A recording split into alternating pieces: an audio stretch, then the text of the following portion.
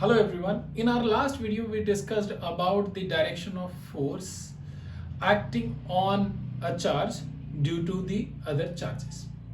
In this video we are going to calculate the magnitude of forces on the charges. So here in last class we discussed about the Coulomb's law, and Coulomb's law is the foundation for calculating the force. So I'm writing it again and again here in all the videos. So F is equal to K Q1 Q2 by R square, and you know what is Q1 and Q2 and what is R. So let's take the first question, and I'm taking here two charges. So question number 1, and here we have two charges. One is positive and another one is negative. The magnitude of the charge is plus 4 microcoulomb here, and the magnitude of charge here is minus 2 microcoulomb. The distance between two charges is 2 centimeter. Now I want to calculate the force on a charge which is kept nearby these two charges. Let's say this is the line which is joining the two charges, and it's going straight towards the right side. And somewhere here at point P there is a charge of 1 microcoulomb, and this charge is positive in nature. Let's assume you can take any type of charge, but I'm taking here positive charge. So now we need to calculate the force acting on this plus 1 microcoulomb charge due to these two charges. And let's assume the distance of this point P from minus 2 microcoulomb charge is 2 centimeter. Now to calculate the force at point P, what we can do is we can calculate the force due to 4 microcoulomb charge at point P, and then we can calculate the force due to minus 2 microcoulomb charge at point P. Then we can add them considering their sign as well. So when you are adding the two forces, you have to consider whether the force is positive or negative, because force is a vector quantity. So let's write the Coulomb's law, and I will take this plus 4 microcoulomb charge first to calculate the force at point P. So force at point P due to this charge, let's just for notation, I'm saying this point is A. So force at point P due to the charge at point A would be is equal to K Q1, and let's say this is Q2. So Q1 is 4 microcoulomb, which is 10 power minus 6, into Q2 plus 1 microcoulomb, and instead of writing micro, let's write 10 power minus 6, and then distance between point A and P is how much? This is 2 centimeter. This is 2 centimeter. So total distance is 4 centimeter. And here what I will do is I will convert centimeter into meter so that all the units are in SI unit. So 4 into 10 power minus 2 square.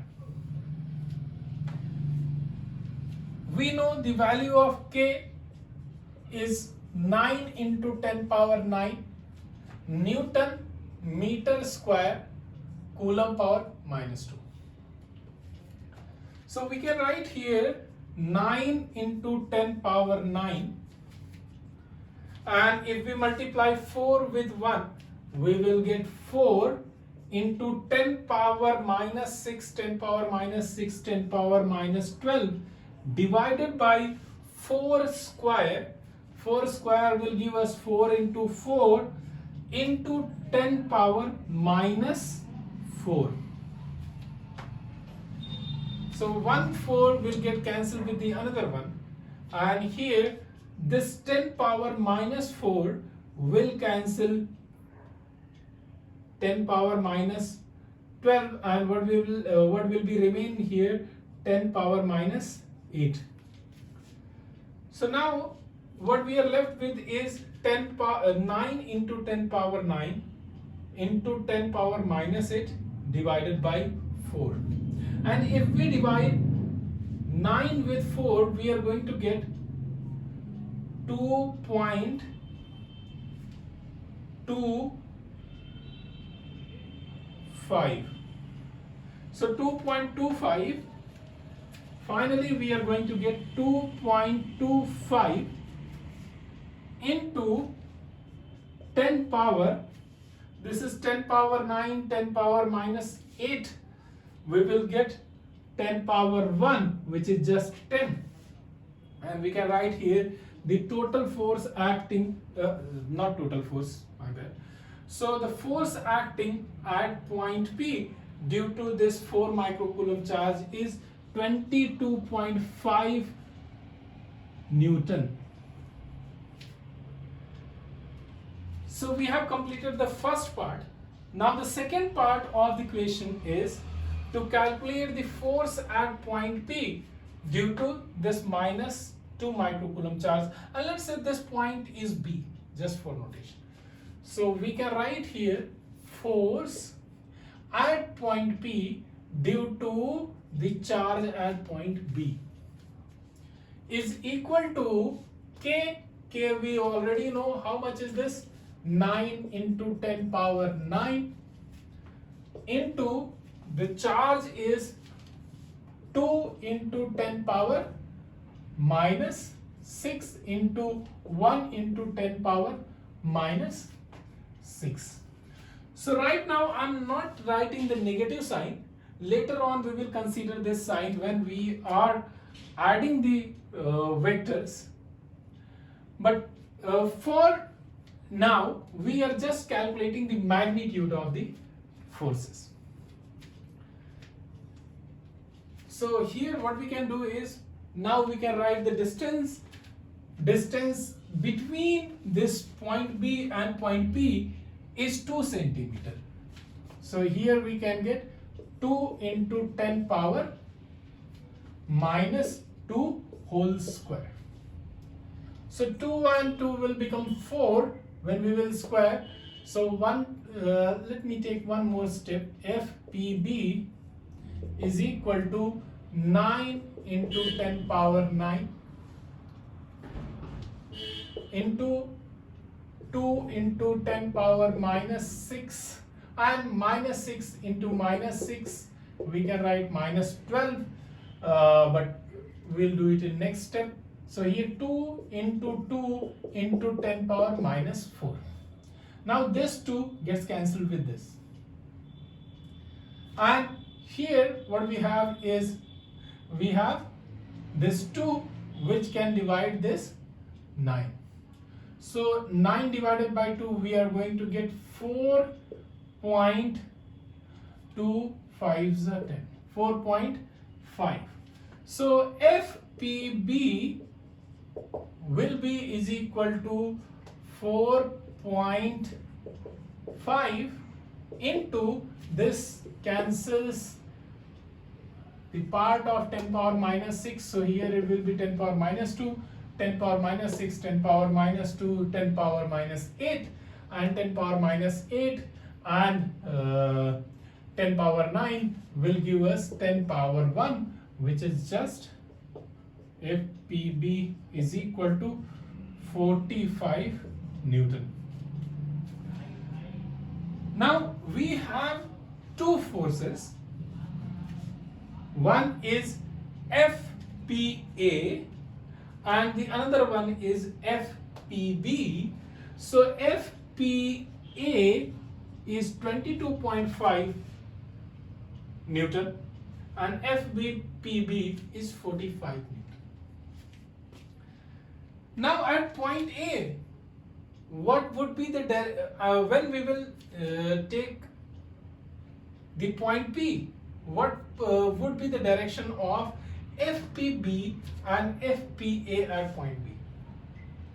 So the direction of FPB at point P would be towards the left side, because this is positive charge and here is this negative charge. So positive and negative, they will attract each other. So the nature of the charge is positive and this one is negative. So the force is attractive. Now the direction of force at point P due to the charge at point A would be towards the right side, because these two charges are positive in nature and they will repel each other. So the direction of FPA is towards the right side and direction of FPB is towards the left side.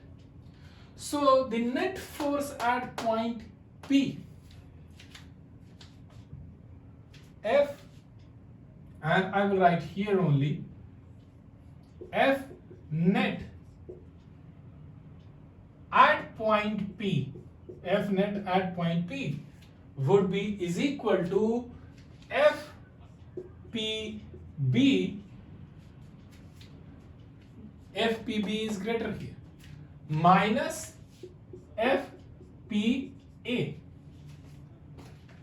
So what we are going to get F net here is this 45 minus 22.5, and F net would be is equal to 22.5. 22.5. Now there is one more important question. This is the net force which is acting at point P.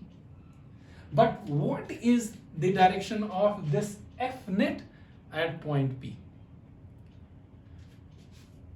The direction of F net should be in the direction of the greater force, and the direction of this 45 Newton force is towards this right side, towards the left side from point P.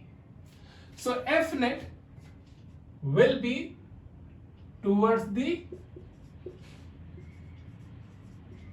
left side from point P.